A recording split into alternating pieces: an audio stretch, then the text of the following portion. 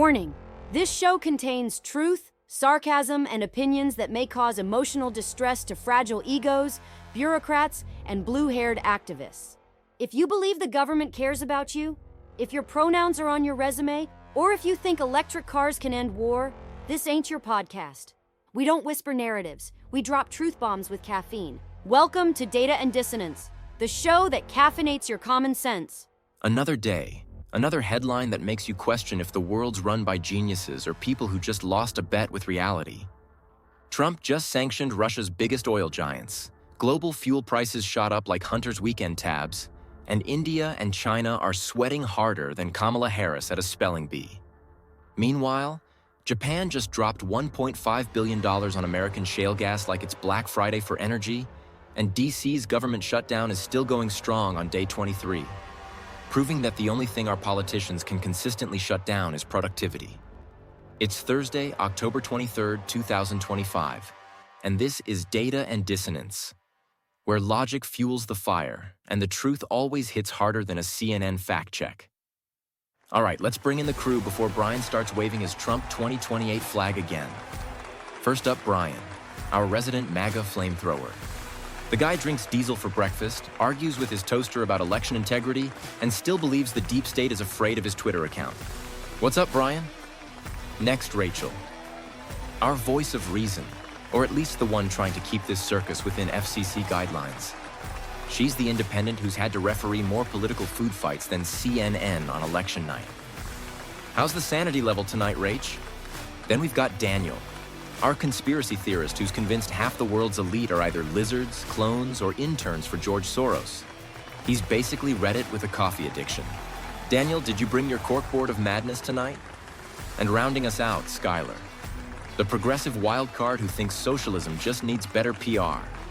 She's the only one who can make defending the Green New Deal sound like a spoken word poem. Skylar, you ready to spar with these patriots again? All right, folks, let's hit it. Trump's administration just dropped economic napalm, sanctioning Russia's two biggest oil companies, Rosneft and Lukoil. It's the boldest financial strike since the Ukraine conflict reignited, and the global market just responded like it saw a ghost in its gas tank. Oil prices jumped 4% overnight, energy stocks are booming, and Europe's doing that nervous shuffle where they remember most of their heat still comes from Russian pipelines. Brian, I know you're probably saluting the flag over this one. Jump in here, what's your read? You're damn right I'm saluting. This is what leadership looks like when you've got a commander-in-chief who actually remembers which country he's running. For years, we let Putin push us around while the left cried about mean tweets and climate guilt. Now Trump's telling Moscow, you can sell oil, but not through the global system we built. That's leverage. It hurts Russia, it strengthens American energy independence, and it puts India and China in a tight spot where they have to decide, side with freedom or side with the bear. It's not just sanctions, it's strategic chess. And for once, the US is playing to win, not apologize. Strong start, fire and all. Rachel, you're the level-headed one, the adult at the MAGA daycare. Is this move smart diplomacy or just another round of economic Russian roulette? Honestly, a little of both. It's bold, and it sends a clear message that America's back in charge of the economic battlefield. But there's a cost, and that cost is going to hit the middle class first. Fuel spikes mean inflation creeps back up, groceries get pricier, and small businesses feel the pinch before the Kremlin ever blinks. That said, I respect the moral stance. Russia's war crimes in Ukraine deserve consequences. My worry is timing. Doing this during a shutdown and global tension could snowball fast, and Americans might feel like they're footing the world's punishment bill. Fair point. Pain at the pump is always political. Daniel, you've probably got the CIA flowchart and a hidden binder labeled Operation Oily Lies. What's your angle? Oh, you know I do. Look, every sanction has a shadow play. You think it's just about punishing Russia? Nope. This also kneecaps OPEC's leverage, props up US shale producers, which, conveniently, includes companies tied to donors in Trump's energy base. Follow the money, and you'll see the fingerprints. Russia loses a few billion, sure, but American oil and defense contractors stand to gain hundreds of billions over time. It's not conspiracy, it's capitalism with a red, white, and blue filter. You're like if Alex Jones and an economics professor had a podcast baby. All right, Skylar, let's hear the left-wing reality check. Is this eco-suicide foreign policy genius or both? It's predictable. We keep playing global oil tug-of-war like the planet isn't literally catching fire. Yes, sanctioning Russia matters, but it's performative unless we actually move away from fossil fuel dependence. Instead, we're doubling down. Japan's buying shale, America's boosting drilling, and Russia's pivoting to China. It's an energy Cold War that's heating up faster than the Arctic, and while everyone cheers America first, we're ignoring the environmental collapse that makes all this fighting meaningless in the long run. Well, there it is. The full dissonance spectrum. Brian's raising the flag, Rachel's balancing the budget, Daniel's following the breadcrumbs, and Skylar's lighting sage and hoping the carbon gods forgive us. This sanctions saga isn't just about punishing Putin. It's about whether America's ready to lead with both strength and strategy.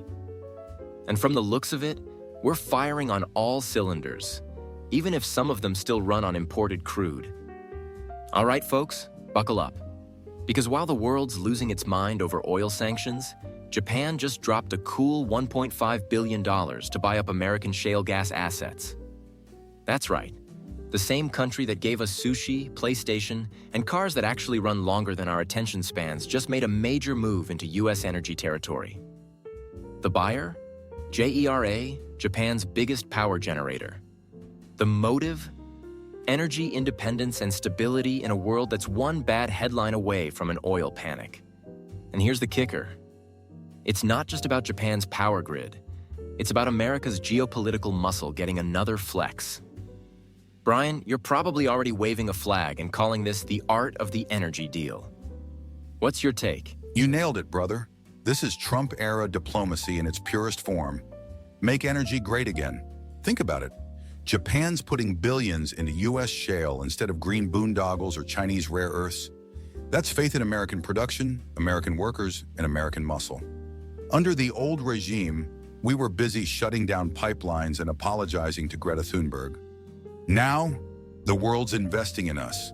Its jobs, exports, and geopolitical leverage, all wrapped in a red, white, and blue profit margin. And let's not kid ourselves. Every gallon of gas coming out of American shale is another nail in OPEC's coffin. Trump's energy dominance strategy isn't just policy, it's payback. And there's the fire again. I think you just made ExxonMobil blush. Rachel, you're usually the one balancing out Brian's Red Bull patriotism with a dose of reason.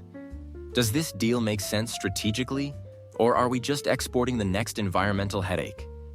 Honestly, it's a mixed bag, and that's what makes it interesting. From a global stability standpoint, it's brilliant. Japan needs secure energy, and the US has the resources and reliability to supply it. That deepens our alliance and makes both nations less dependent on unstable suppliers like Russia or Iran. But, and it's a big but, it also means we're doubling down on fossil fuels at a time when the world's climate balance is teetering. This deal could help the US economy while hurting its climate credibility. So yes, it's a power move, but one that's walking a fine line between smart strategy and short-term thinking. Well said. Profit and principle rarely ride in the same carpool. Daniel, I know your brain's already spinning this into some shadow play between big oil and global elites. You think there's more under the surface than just a trade deal? Oh, absolutely. Deals like this never happen in a vacuum, Artie. Japan doesn't spend $1.5 billion on American shale unless there's a whisper network saying the energy world's about to shift again. Probably because of those Russia sanctions we just talked about. My guess? This is a long-game hedge. Japan's securing physical control of resources before the next global shortage hits. They're reading the writing on the wall. Sanctions, BRICS realignments, digital currency trade systems, and saying, we're gonna need energy that can't be turned off with a keystroke. Meanwhile, US energy firms cash in and strengthen their footprint in Asia. Everybody wins, except the climate lobby and whoever's trying to push carbon credits as the new world currency. You somehow made economics sound like Mission Impossible, and I'm not mad about it. All right, Skylar, time to bring us back to Earth, preferably one that's still habitable. What's your take? Japan making a smart move or just throwing billions into yesterday's technology? It's smart on paper, but short-sighted in principle. We keep acting like we can drill, frack, and burn our way out of a planetary crisis. Japan's move might make sense geopolitically, but environmentally, it's like buying stock in the Titanic right before the iceberg.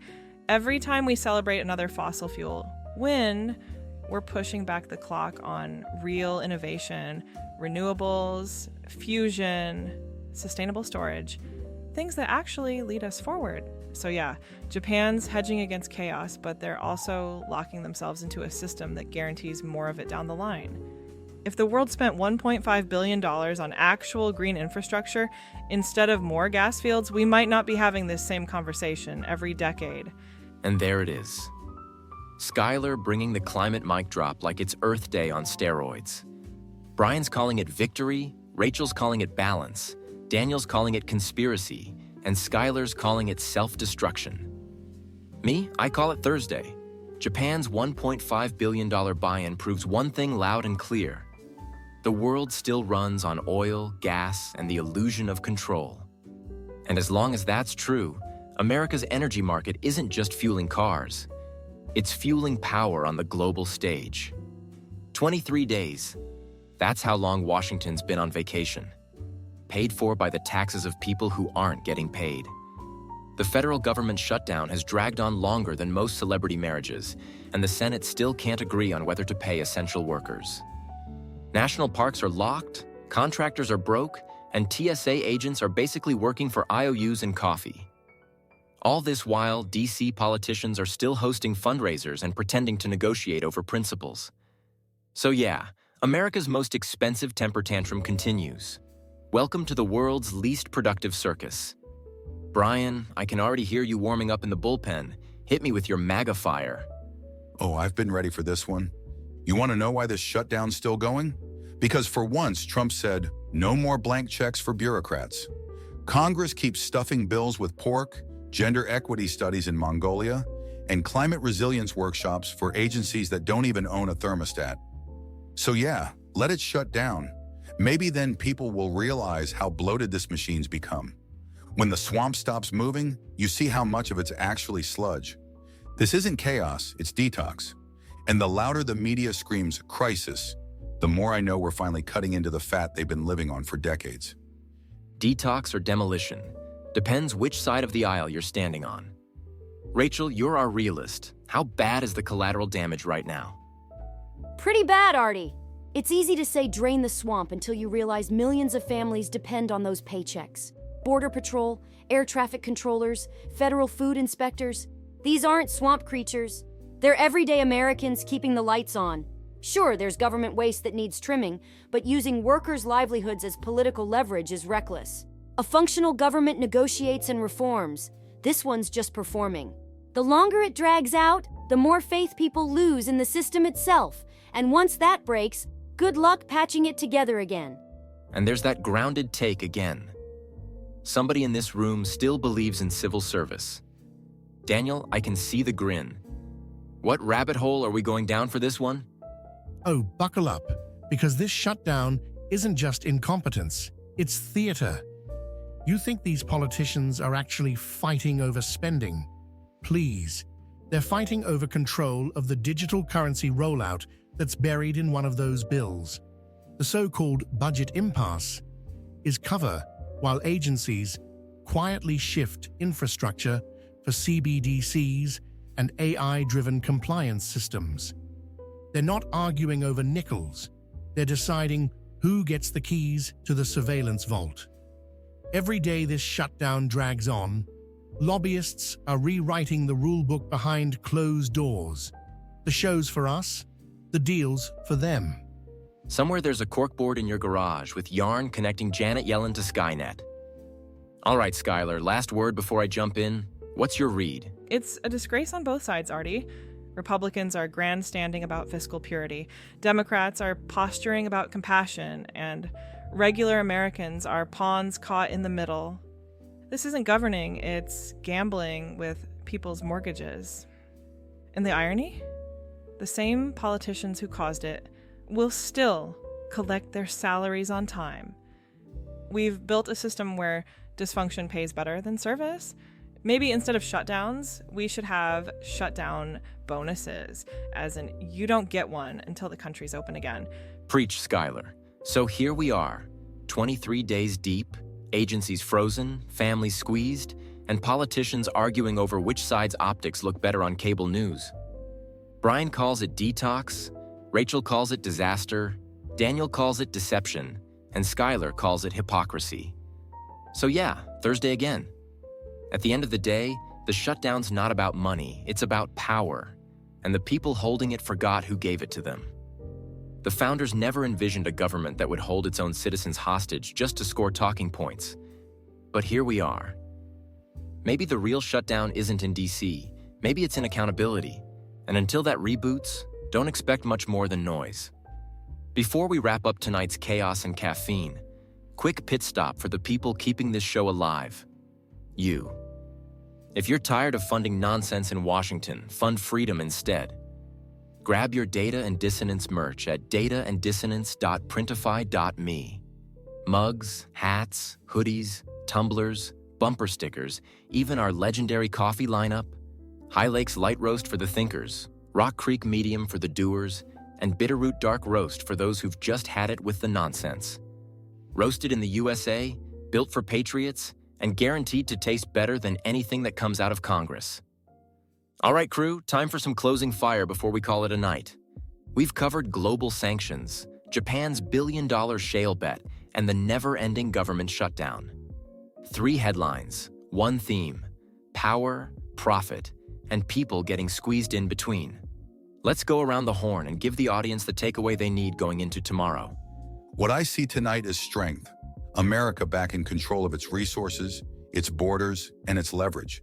Trump's not playing global babysitter anymore. He's putting the flag back on top of the hill.